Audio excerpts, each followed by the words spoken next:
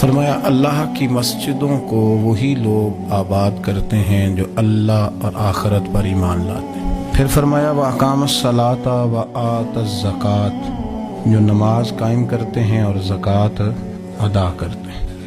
وَلَمْ يَخْشَ إِلَّا اللَّهُ، اور سوائے اللہ کے کسی سے ڈرتے نہیں۔ یہ لوگ اللہ کی مسجدوں کو آباد کرتے ہیں، نماز قائم کرنے والے، زکوٰۃ دینے والے، سوائے اللہ کے کسی کی رضا کو مقدم نہ کرنے والے، اور سب سے پہلے یہ کہ وہ اللہ اور آخرت پر جب ایمان مضبوط ہو جاتا ہے پھر مسجد کی طرف رجوع کرنا آسان ہو جاتا ہے۔ نبی کریم صلی اللہ تعالیٰ علیہ وسلم نے فرمایا ہے کہ اللہ تبارک و تعالیٰ نے مجھے جو فضیلتیں دی ہیں نا، ان میں سے ایک فضیلت یہ ہے کہ اللہ تعالیٰ نے میرے لیے ساری زمین کو مسجد بنا دیا۔ اس کا معنی یہ ہے کہ جہاں بھی نماز ادا کرو گے تمہاری نماز ہو جائے گی، لیکن وہ خاص حصہ، وہ خاص جگہ جو نماز کے لیے وقف کر دی جاتی ہے اس کو مسجد کہا جاتا ہے۔ مسجد کا لغوی معنی تو سجدہ گاہ کے، لیکن وہ خاص باؤنڈری جس کو مختص کر دیا جاتا ہے کہ